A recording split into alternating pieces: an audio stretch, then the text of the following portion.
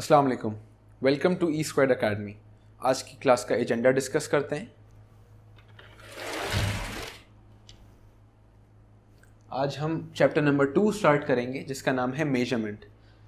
इसमें भी master slide मौजूद है जिसका टॉपिक नंबर 1 हम आज की क्लास में कवर करेंगे और 2 और 3 नेक्स्ट क्लासेस में।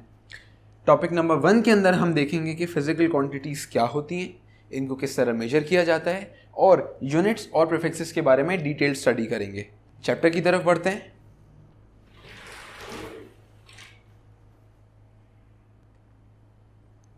ये हमारी मास्टर स्लाइड है। टॉपिक नंबर 1 के फर्स्ट टॉपिक की तरफ चलते हैं, इंट्रोडक्शन। आपकी जो एवरीडे की प्रॉब्लम्स हैं, जो रोज़मर्रा की छोटी छोटी प्रॉब्लम्स हैं, उनको सॉल्व करने के लिए मेजरमेंट बहुत काम आती है, बहुत हेल्पफुल रहती है। जैसे मेजरमेंट के ज़रिए आपको ये पता चल सकता है आपकी गाड़ी का माइलेज कितना है, वो कितने किलोमीटर्स चल चुकी है, या फिर 1 लीटर पेट्रोल में कितने किलोमीटर जा सकती है। ये सारी मेजरमेंट्स जो हैं, इस तरह की और दीगर मेजरमेंट्स, ये पता करने के लिए हमें टूल्स की ज़रूरत पड़ती है। टूल्स या इंस्ट्रूमेंट्स भी कह सकते हैं साइंस की लैंग्वेज में। और ये इंस्ट्रूमेंट्स, ये टूल्स जितनी ज़्यादा हाई क्वालिटी के होंगे उतने ज़्यादा एक्यूरेट हमारे रिजल्ट्स होंगे। एक्यूरेट रिजल्ट्स का मतलब क्लोज टू रियलिटी, जो एक्चुअल वैल्यू है जब हमारे टूल से हम उसको मेजर करेंगे तो उसमें लीस्ट एरर आएगा। इसका मतलब है ज़्यादा एक्यूरेट वैल्यू होगी। और ये कब होगी? जब हमारे टूल्स अच्छी क्वालिटी के होंगे। कुछ एग्जाम्पल्स देखते हैं टूल्स की। फर्स्ट एग्जाम्पल, स्केल, जिसको मीटर रूल भी कहते हैं, मैंने लास्ट क्लास में बताया था। स्केल के ज़रिए हम किसी भी चीज़ की लेंथ पता करते हैं और इसका लीस्ट काउंट होता है 1 मिलीमीटर। लीस्ट काउंट वो वैल्यू है जो एक इंस्ट्रूमेंट, जो सबसे छोटी वैल्यू एक इंस्ट्रूमेंट मेजर कर सकता है, उसको कहते हैं least count.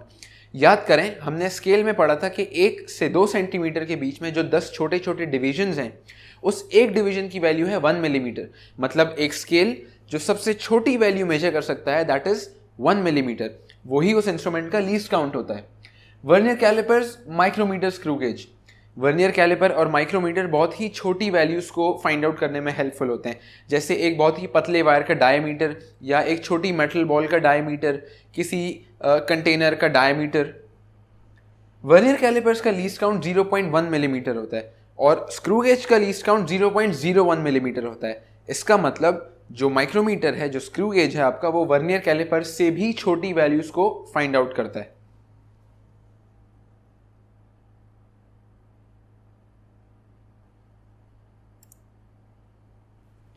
Physical quantities, laws of nature हमने चैप्टर 1 के स्टार्ट में डिस्कस किया था।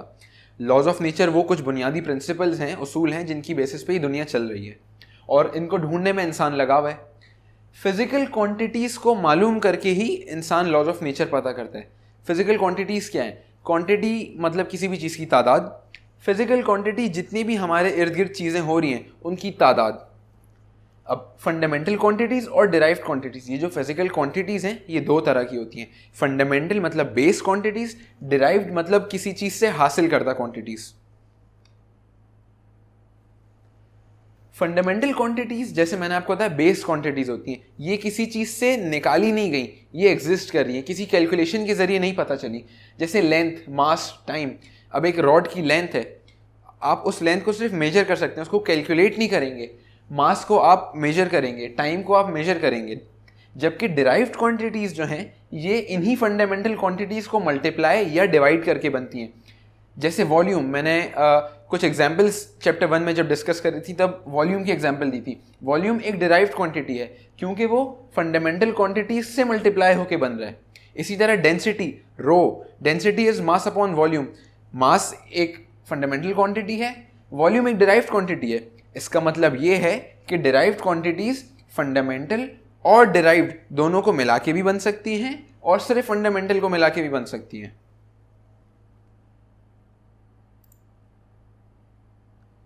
हमारा नेक्स्ट सब टॉपिक है units, prefixes and standard of units. Units क्या होते हैं? हमने जब एक रॉड की एग्जांपल देखी थी, 3.4 सेंटीमीटर्स की वो रॉड थी। 3.4 मैग्नीट्यूड था, मतलब वैल्यू थी कि वो रॉड कितनी लंबी है। उसके आगे जो लगा था सेंटीमीटर, दैट इज यूनिट। और यूनिट जो है वो चेंज भी हो सकता है। यूनिट बेसिकली एक स्टैंडर्ड रेफरेंस वैल्यू होती है जिसके ज़रिए आप किसी भी वैल्यू को पता लगाते हैं। फंडामेंटल क्वांटिटीज़ के फंडामेंटल यूनिट्स होते हैं और डिराइव्ड क्वांटिटीज़ के डिराइव्ड यूनिट्स होते हैं। और ये जो यूनिट्स हैं एक वैल्यू के अलग अलग यूनिट्स भी हो सकते हैं। जैसे लेंथ है, इसका एक यूनिट मीटर है, एक यूनिट सेंटीमीटर है, और भी क्वांटिटीज़ हैं उनके एक से ज़्यादा यूनिट्स भी हो सकते हैं। तो जो एक सेट ऑफ यूनिट्स है इसको कहते हैं सिस्टम ऑफ यूनिट्स। 3 तरह के यूनिट सिस्टम्स हैं, CGS system, British engineering system और SI system. CGS centimetre, grams, seconds, C से सेंटीमीटर, जी से ग्राम्स और एस से सेकंड्स।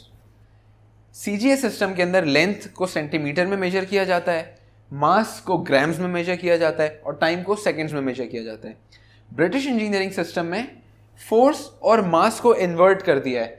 जैसे हमने फंडामेंटल क्वांटिटीज़ जब डिस्कस करी थी तो उसमें हमने बताया था मास एक फंडामेंटल क्वांटिटी होती है, लेकिन ब्रिटिश इंजीनियरिंग सिस्टम में मास डिराइव्ड क्वांटिटी बन गया है और फोर्स फंडामेंटल क्वांटिटी बन गया है। आप बाद में जाके एक रिलेशनशिप स्टडी करेंगे, that is F is equal to ma, force is equal to mass times acceleration. तो क्योंकि फोर्स और मास एक ही रिलेशनशिप का पार्ट है, इसलिए इस सिस्टम में इसको इन्वर्ट कर दिया है, फोर्स फंडामेंटल बन गई और मास डिराइव्ड बन गया। थर्ड है एसआई सिस्टम, जो हम फॉलो करते हैं। एसआई सिस्टम के अंदर लेंथ मीटर्स में होती है, मास केजी में होता है और टाइम सेकेंड्स में होता है। अच्छा, जब फोर्स है, फोर्स सिर्फ ब्रिटिश इंजीनियरिंग सिस्टम में ही फंडामेंटल क्वांटिटी है। सीजीएस और एसआई सिस्टम में मास, टाइम और लेंथ, ये तीनों ही हमारी फंडामेंटल क्वांटिटीज हैं। प्रीफिक्सेस, प्रीफिक्सेस का मतलब है, प्री का मतलब पहले, फिक्स का मतलब किसी भी जगह पे फिक्स करना। प्रीफिक्स का मतलब किसी भी वर्ड से पहले जो वर्ड आता हो उसको प्रीफिक्स कहा जाता है। अब आप ये सोचेंगे कि प्रीफिक्स फिजिक्स में किस तरह यूज होगा, मैं बताता हूं। लेट्स सपोज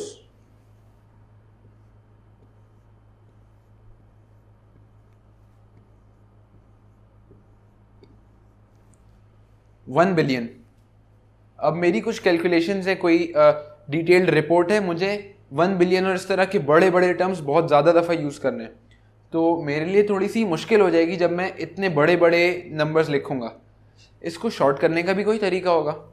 आपने मैथ्स में पढ़ा होगा, पावर्स लगाते हैं, किसी भी नंबर पे जितनी पावर होती है वो नंबर खुद से उतनी दफ़ा मल्टीप्लाई हो जाता है। जैसे अगर 10 के ऊपर 2 की पावर है, इसका मतलब 10 टाइम्स 10 इज इक्वल टू 100। या फिर अगर 10 के ऊपर 3 की पावर है तो 10 times 10 times 10 is equal to 1000। अगर 10 की पावर 3 1000 के बराबर है, मतलब जितने जीरोस इधर हैं उतनी पावर है, इधर 8 जीरोस हैं, तो मैं इसको ऐसे भी लिख सकता हूं, बिल्कुल ये इसी के बराबर है या ये इसी के बराबर है।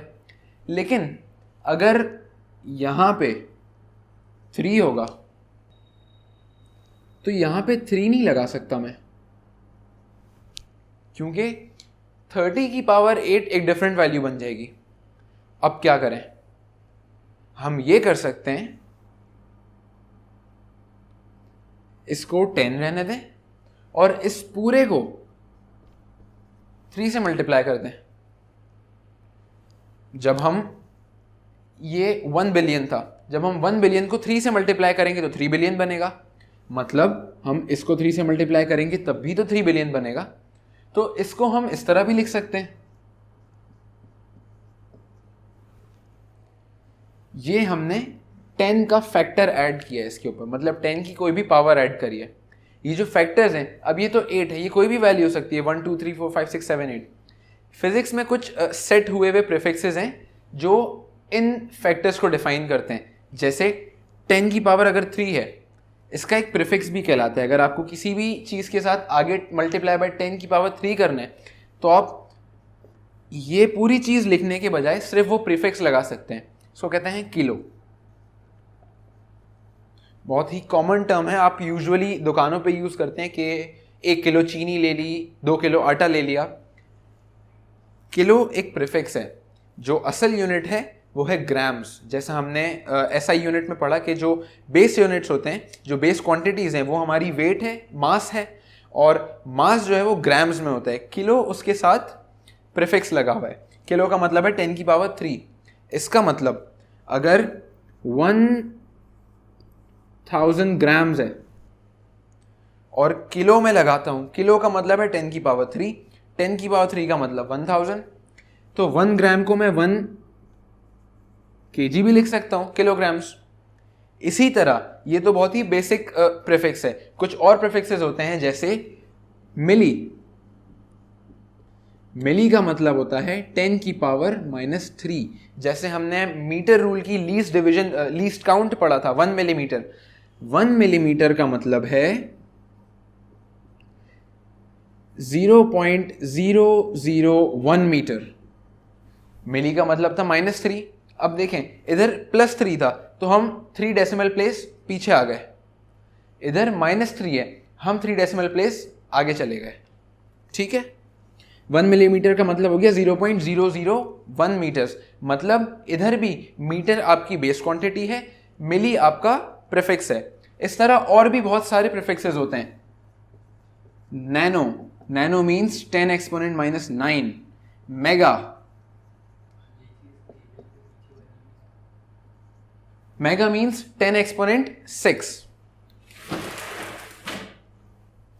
इस तरह की जो एग्जाम्पल्स हैं, जो टोटल प्रीफिक्सेस हैं, वो हमारे पास टेबल में मौजूद हैं। Nano, micro, milli, centi, deci and so on. Okay, अब बढ़ते हैं standard of length. Standard of length का मतलब है कि हमने बताया हम लेंथ मीटर्स में मेजर करते हैं। ये जो यूनिट है मीटर, ये एक मीटर कितना होता है? फर्ज करें 1 मीटर इतनी लेंथ होती है, लेकिन 1 मीटर इतनी लेंथ भी हो सकती थी, 1 मीटर इतनी लेंथ भी हो सकती थी। इतनी ही क्यों है? ऐसे ही पुराने ज़माने में जब लेंथ्स को डिफाइन कर रहे थे, यूनिट्स को डिफाइन कर रहे थे, तो एक स्टैंडर्ड वैल्यू रख ली थी कि भाई इतनी लेंथ जो है वो 1 मीटर होगी। अगर नंबर्स की टर्म्स में देखें तो लाइट दुनिया की सबसे तेज़ चीज़ है। 1 सेकंड के 3 बिलियंथ हिस्से में लाइट जितना डिस्टेंस ट्रेवल करती है, उस डिस्टेंस को 1 मीटर कहा जाता है। और इसको मार्क भी किया हुआ है, International Bureau of Weights and Measures है। एक ब्यूरो है, एक इंटरनेशनल ऑर्गेनाइजेशन है जहाँ पे ये सारी चीज़ें सेट की जाती हैं। वहाँ पे एक इरिडियम, एक मेटल होता है, इरिडियम का एक ब्लॉक रखा हुआ है इस तरह का, और उस पर मार्क्स बने हुए हैं। यहाँ से यहाँ तक 1 मीटर का मार्क बना हुआ है। फिर ये एक स्टैंडर्ड सेट कर दिया। अब इसके हिसाब से 2 मीटर, 3 मीटर, 4 मीटर, 4.5 मीटर्स, ये इसके रेफरेंस से डिफाइन किए जाते हैं। Standard of time, second. Time का जो यूनिट है वो सेकंड्स है, जैसे हमने डिस्कस किया था। अच्छा, ये जो स्टैंडर्ड लिखा है ना, स्टैंडर्ड ऑफ टाइम का मतलब यूनिट ऑफ टाइम, क्योंकि मैंने बताया था यूनिट्स जो हैं किसी भी वैल्यू को स्टैंडर्डाइज करने के लिए, उन वैल्यूज का एक स्टैंडर्ड रखने के लिए होते हैं। तो स्टैंडर्ड ऑफ टाइम है सेकंड। ये अक्टूबर 1967 में जो है वो टाइम को मेजर करने का तरीका रीडिफाइन हुआ था, मतलब दोबारा से उसको नया किया था। कैसे? एक एटॉमिक क्लॉक बनाई थी। सीजियम एक एलिमेंट होता है, पीरियोडिक टेबल का 55th एलिमेंट है सीजियम। जितनी देर में सीजियम का एटम 90 बिलियन वाइब्रेशंस करता है, उस टाइम इंटरवल को 1 सेकंड कहते हैं। जिस तरह लेंथ है, उसी तरह ये भी एक रैंडम वैल्यू को इन्होंने स्टैंडर्डाइज कर दिया है। कुछ अरसे बाद हाइड्रोजन मेजर क्लॉक भी आई थी, जिसके अंदर सीजियम के बजाय हाइड्रोजन एटम्स यूज होते थे।